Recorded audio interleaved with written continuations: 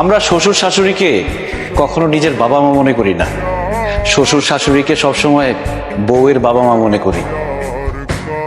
আমরা ভাবি আমরা জামাই, শ্বশুর শাশুড়ি সবসময় শুধু আমাদেরকে দিবে আর দিবে। কেন রে ভাই? একজন শ্বশুর শাশুড়ির সব থেকে বড় যে সম্পদ তার মেয়ে, তাকেই তো আমাকে দিয়ে দিচ্ছে, আর কি চাই? এই জন্য জামাইয়ের উচিত শ্বশুর শাশুড়িকে নিজের বাবা মায়ের মতো দেখা, এবং বাবা মাকে কিছু দিলে সমানভাবে শ্বশুর শাশুড়িকেও দেওয়া উচিত।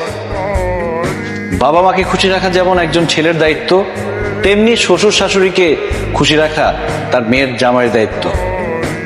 আর তাহলেই সে সত্যিকারের মানুষ। আব্বা, আম্মা, আমার কাছে টাকা পয়সা, স্বর্ণ গয়না এগুলো মূল্যবান না। আমার কাছে মূল্যবান হচ্ছে দোয়া আর ভালোবাসা। তাই আমি আপনাদের কাছে টাকা পয়সা, স্বর্ণ গয়না এগুলো কিছুই চাই না।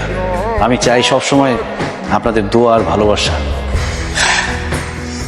মহসিন ভাই, আমি আপনার কথা শুনে বুঝতে পারছি, আমি আমার শ্বশুরের কাছ থেকে যে মোবাইল, টেলিভিশন, ফ্রিজ এগুলো নিছি, আমি আসলে কাজটা ঠিক করিনি।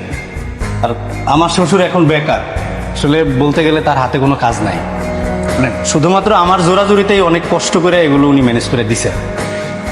আমি আপনার কথা দিতেছি, আজকের দিনের মধ্যেই যা যা আনছি আমি সব কিছু আমার শ্বশুরে ফেরত দেবো।